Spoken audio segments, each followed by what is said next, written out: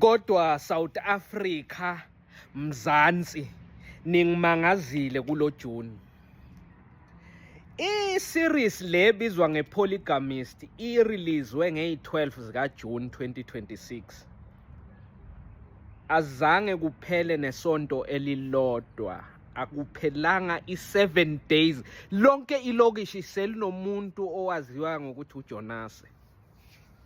Ngisho emisebenzini kukhona nje osobizwa ngoJonas, akalithandi naye legama ngoba uyazi ukuthi bambiza ngoJonas ngoba kuneyimfihlo, kunengane noma kunomndeni awufihlile, legama wanikwa lona emsebenzini nje.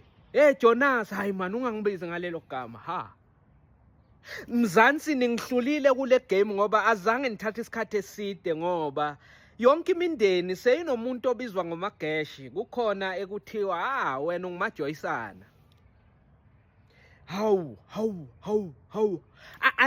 akapheli uJuni emisebenzini, ezikolweni, emphakathini yethu sekunabantu ababizwa ngama-character alapha kule series. Kunabo Jonas emalokishini manje, kunabo Mageshi.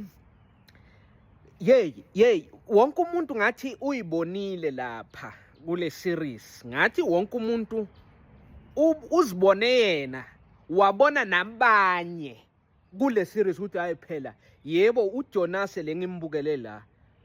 Hayi phela lento azenzayo iyafana nento eyenziwa nguVusi Sibanyoni ohlala endaweni enje nanje.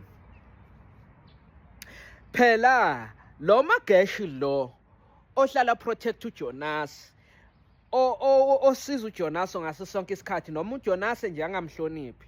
Lo Mageshi lo, lento eyenziwa nguMageshi iyafana lento eyenziwa ngubhuti Zibanibani ohlala eRethile eDontoni.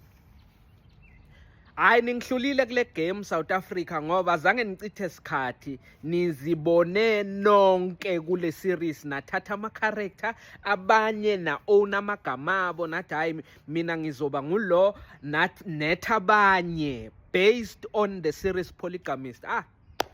Hayi ngiyanibonga, niyashesha.